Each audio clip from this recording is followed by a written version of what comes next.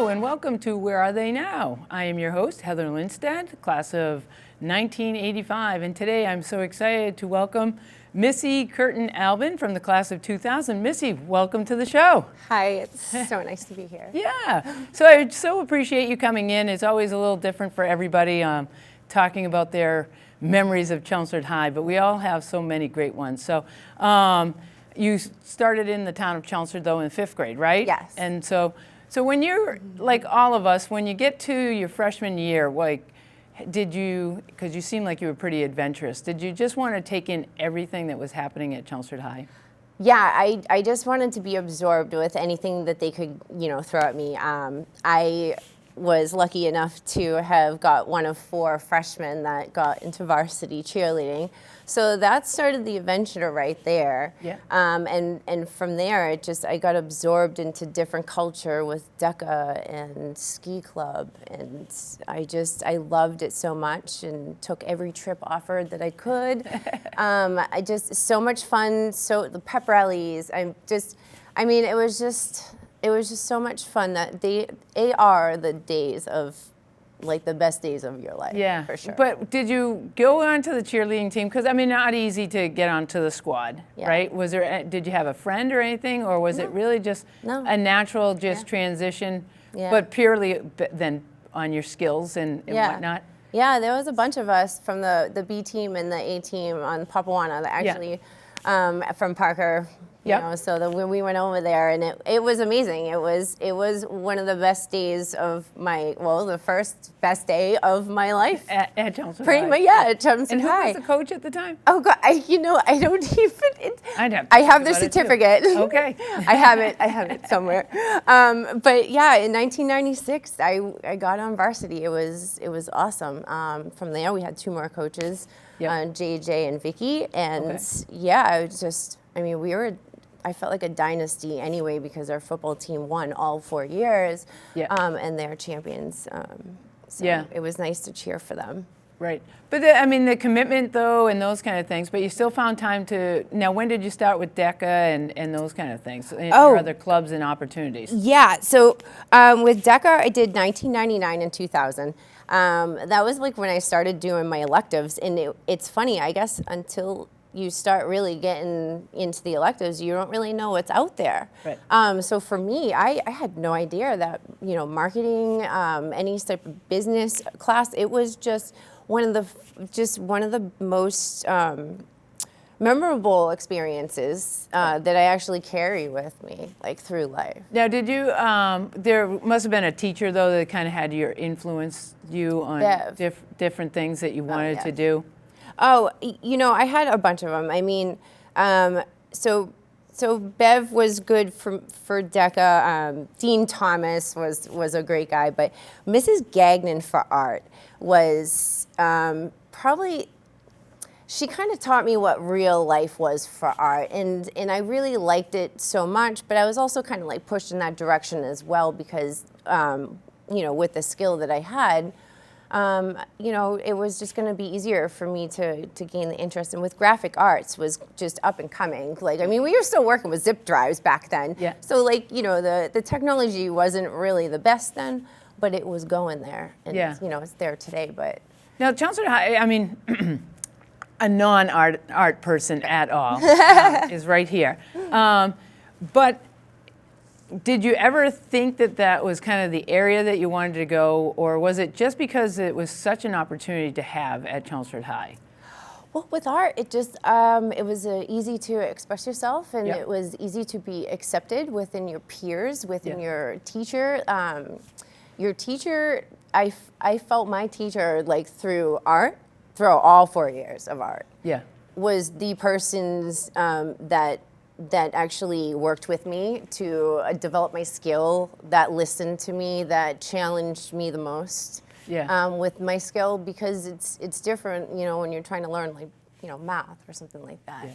You can't be as creative in something so rigid. Right. And it's interesting, though, because art, they have to take you for who you are Yeah. as an individual, right? Because art to everybody and what you see in different things is such a different perspective than others. Yes, yes, and also, you know, you have to kind of get over yourself as well, because like sometimes you just judge yourself too much, and you look at somebody else. Like William Ho to me was and he still is today, one of my favorite artists from high school. I mean, he's amazing.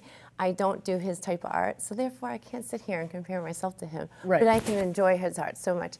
And learning all of those different skills in high school was just, you know, I cherish it through life because you can apply it in so many areas. Yeah. So you did it sounds like that you were trying to try everything and find your passion. Yes. So at Chelmsford High, did you find your passion, or was it just continuous of a journey to move and continue to try to challenge things through college or whatnot? Or did you feel like you had a vision? Well, like for me, I lacked identity. So I've always tried to find my identity, but I was never able to. So I was adopted into a really nice family, and they literally supported everything, my art, snowboarding, cheerleading, dance, everything that I did. They were just awesome. But when it came down to getting dirty and fiddling around with things, you know, as a kid, I would take things apart, but I wouldn't necessarily know how to put them together. Right. You know, like that wasn't actually my thought when taking them apart. I would just want to be what's like in there, and how does this work, and just a lot of curiosities. So I would actually get a lot in trouble. I would be grounded, like just because I would, you know, do something I just shouldn't be doing. So, you know, for me, Chelmsford High kind of gave me an outlet to find myself in other areas. Yeah.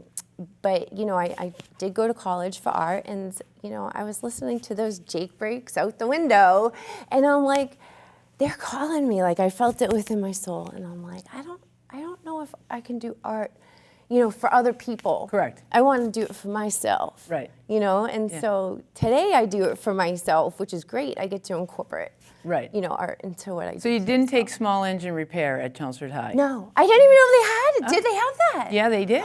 Oh, yeah. shame. Yeah. Yeah.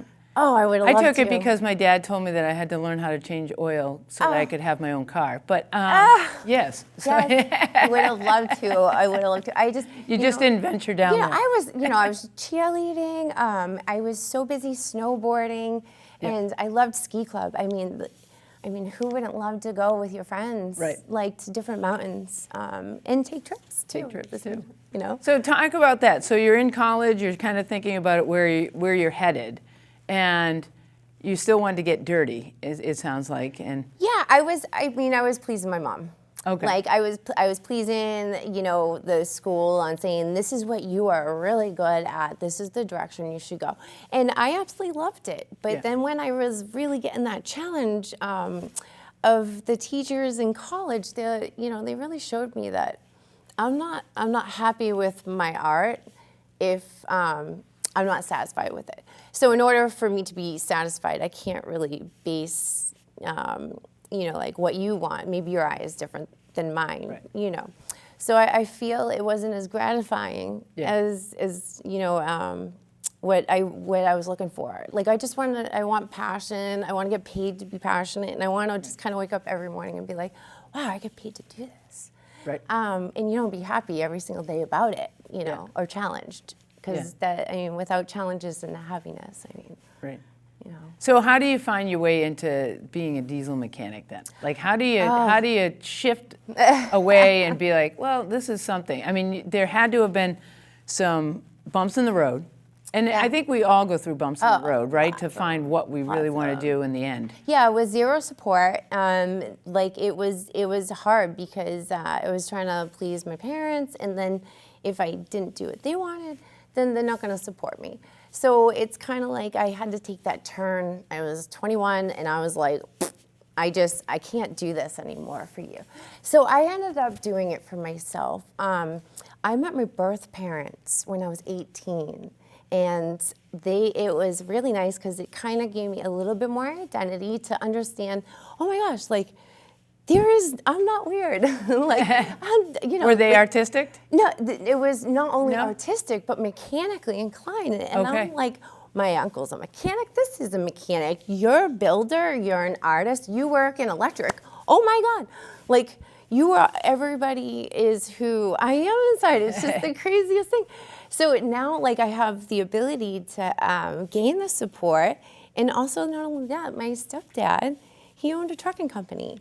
Oh, really? Yeah. So, it was awesome because, he is also rigid too. He is a farmer. He is very cold at the time. So his beliefs were getting changed as well for the stereotypes. Yeah.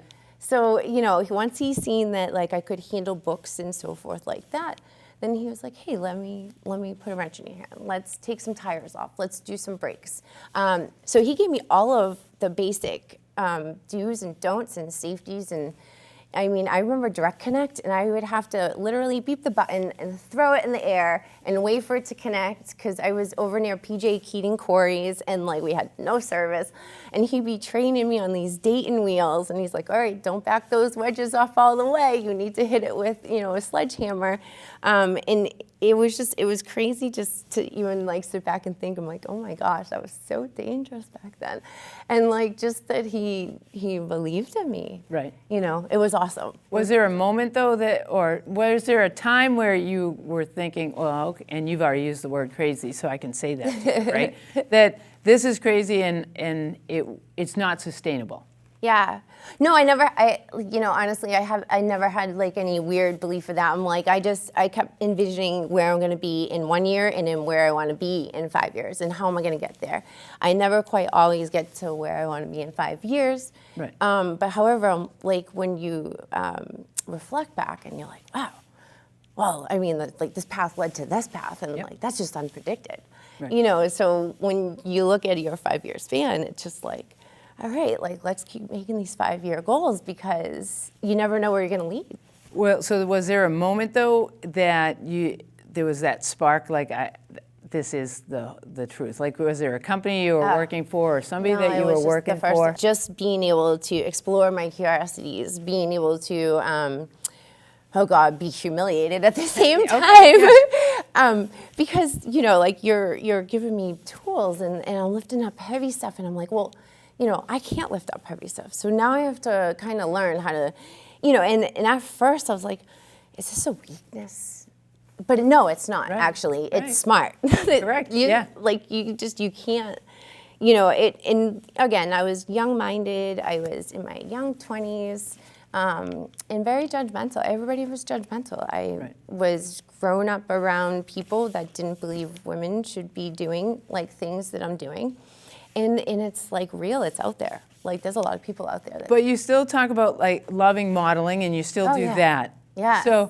So like, why do you think that there's so many little things that you love to do? Like, I don't. I think it just stems from all the little things I got to explore as through myself. Through high school and just different things like that. Modeling for me is actually an outlet. And became a really nice outlet that I got to share with my daughter. Okay. And so we were modeling on a runway together, and she looked up to me and posed, and it was the first time that we were able to actually do runway together, because typically they wouldn't put us, together on the runway for some reason. Okay.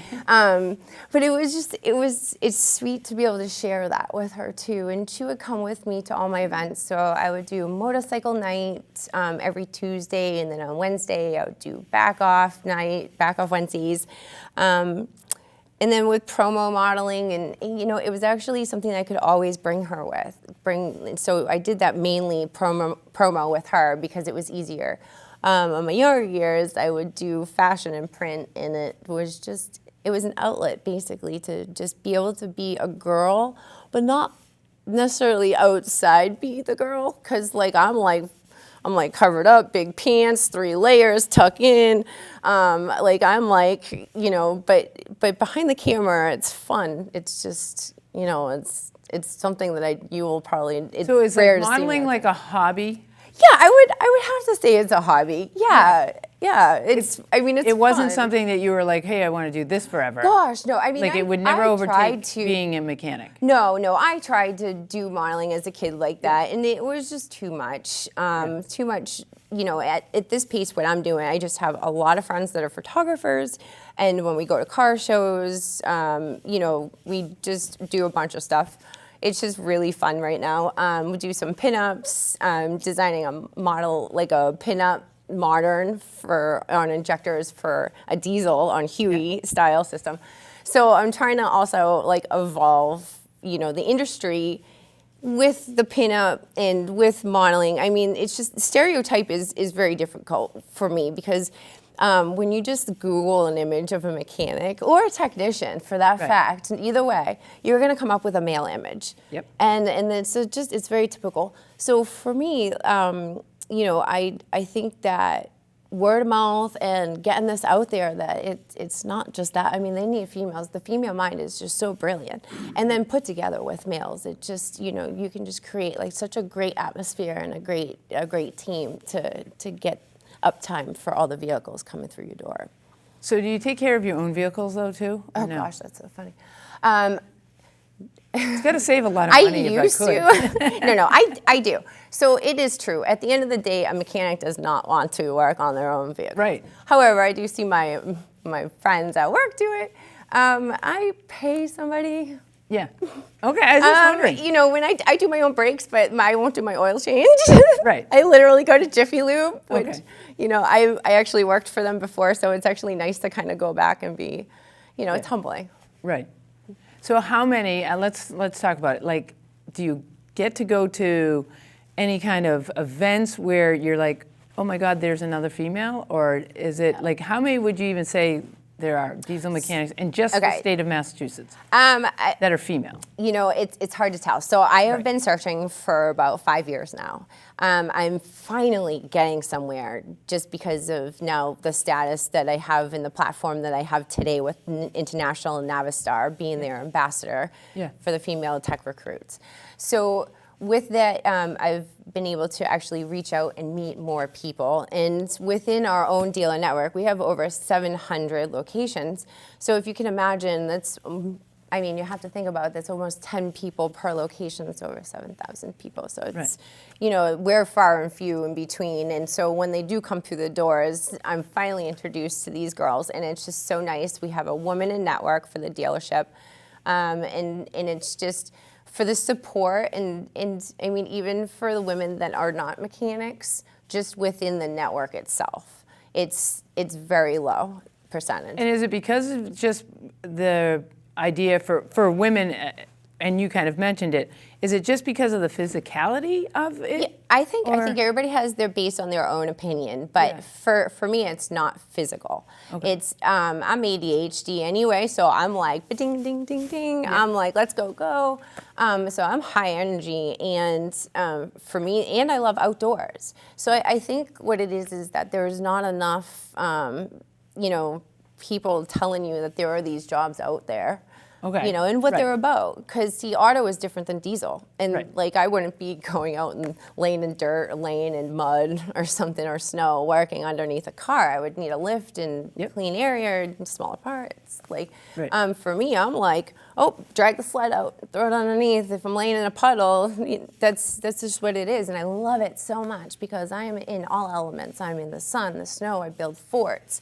I just, like, it's awesome. I just, you know, for me, it gives me like all areas of my life. It just brings it really all together. Like I get to solve problems. I get to feel good about those micro accomplishments. Right. And there's not a day that I'm left without not learning something new or being challenged on something. On something. Yeah, anything, and or multiple things at that. Now, have there been some things that that other mechanics have admitted, like, you solved this problem better than we could have?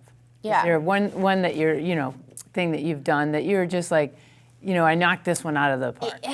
Yeah, I mean, it's more when other people give up.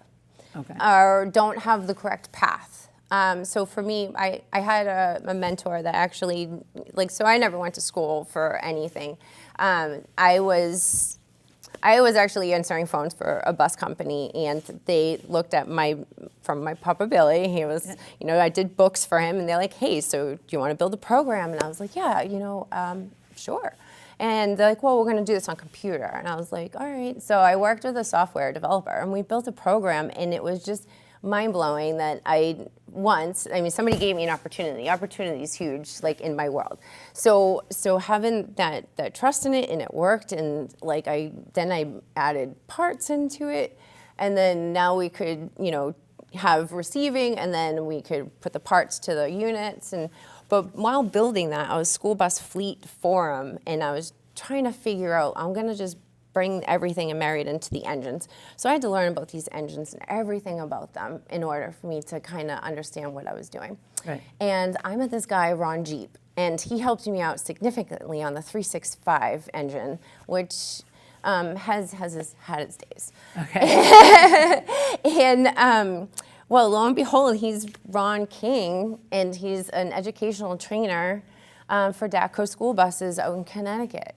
And they had a position that they made with my abilities of being able to do some paperwork and then also work on the vehicles as well. Yeah. So I did a lot of warranty. So I was able to work on the vehicles and do my own paperwork, Right. pretty much. Yeah. So they called me a service support technician. And Ron King, he was a blessing because he taught me. I mean, he would give me a schematic, electrical diagram and pencils, and he's like, all right, so here's the failure, here's the problem, here are the symptoms. I want you to come back tomorrow with a repair path, or you can actually probably figure this out on paper just by, all this information I'm giving you. And throughout all those challenges, he made it fun, it was colorful, it was just, to me, I'm like, oh my God, I can get paid to do, I'm getting paid to do this. Coming back tomorrow for this. He made it awesome. And so when I actually get to hold classes, and everything that I do, I try to do like him. You bring the energy and everything that he kind of like would have parts laying around that were just failed parts, and it's just interesting to look at them. So anything that, I get not only my foundation education, but also he inspired me to do more things to kind of inspire other people like myself, Right. So I get to do that for municipalities, and it's a nice way to kind of, bring him into a part of what I like to do today too. So do you have you said 5-year goals and stuff. What's your, are you at the end of a cycle yet right now, or there's something more to explore within? Well, in 2020, I feel like International changed a lot of different things on technician development, and they have a recruitment program, and who I correspond with, Anna, she is absolutely amazing. So I actually feel like I'm in the beginning of a new cycle right now. Yeah. Because this is like a whole new era. We're becoming exposed more and more, and the more stories that are shared, like people from yourself. This is just it's a blessing for the whole industry. Right. There's only 2% of us, is what they say. I don't know how they get their magic numbers, but it's. Is that in the U.S. or around the world though? Yeah, in around the world, it's 2%. 2%. So we're looking for the 2% solution. So ASE ended up they asked me to be a keynote speaker for them. George Aaron, I'm probably butchering your name. But George is amazing. He really, really supports, every technician. He's great with Skills USA, TMC, and he just really, really embraces women and wants to see this entire industry just transform, over a period to be completely different, normalize us instead of thinking that we're. So where do you target people? Is this something that you would target like high school students, or how do you know what I mean? We're doing a show and it sounds great, and I'm all about everybody trying to find their passion. What do they want to do? Don't worry, I changed my careers, and my grandparents and my whole family cried. But how do you, like, where would be the starting point? You know what I mean? Because you didn't really think about it in high school. Yeah. And so where is that starting point, do you guys think? Well, for me, I've been in the trenches, so like I kind of was always like behind the scenes. So if I had the opportunity in high school, like kids had alternators or exhausts, anything that I was like, oh, let's do it. Oh, you get a hole in the exhaust? J-Brew weld. Okay. I was not a mechanic then, but I had the opportunity to do these things because we were kids. My first boyfriend was one of my biggest inspirations. He grew up on a farm, and he was very mechanical and experimental. And I walked into his bedroom the first time, and I seen ohms for the first time, and that was the spark for electricity for me. He had Christmas lights around his room, and they were tied into the speakers, and they were just dim with the sound of the bass, and then brighten, and it was like, wow, how did you do that? He's like, well, I just put this wire and this wire together. I'm like, that's it? Like, wow. Yeah. So, there's so many pieces that sparked something in me to chase it. And then again, the opportunities, it's like those paths, like I have a 5-year goal, this is where I want to be, but for some reason at 5 years, Right. I went in some weird direction, and it's just unpredicted because of opportunity. Yeah. It sounds so fabulous. It's just that, again, how do we, spread the word and have young women kind of think even like in those things? Because again, it is, I was in sports, and, back in the day, girls weren't supposed to play sports for as long as that, we want to. So I just think it's an interesting thing that you're going to market it, right? Yeah. And I want you to market it. Yeah. Like, And that's like, it brings it back to tying in like my modeling. Like, I'm not now just coming up with a concept behind a picture and just collaborating with a photographer, which is great art.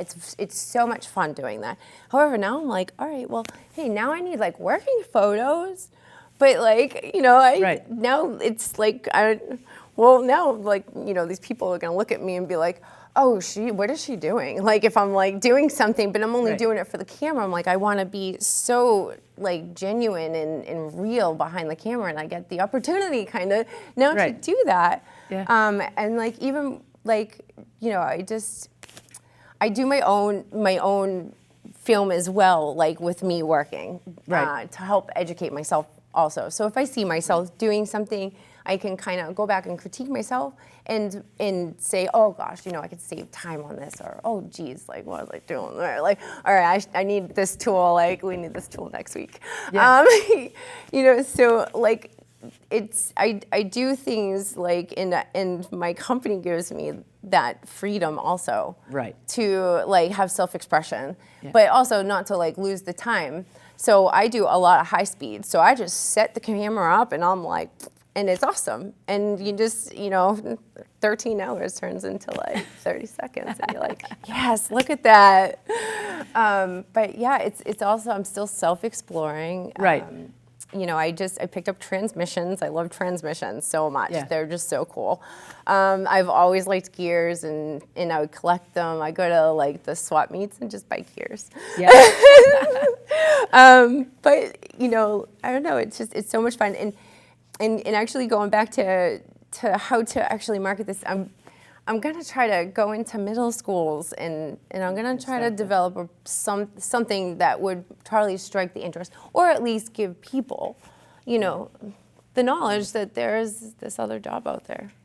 Well, I'll tell you, this has been an awesome time in speaking to you, Missy. I so appreciate you coming in and being a part of Where Are They Now. So thank you so much. And to everybody, I hope you really, truly enjoy it. And everybody should try to get a little dirty once in a while. So, thank you very much. Thank you.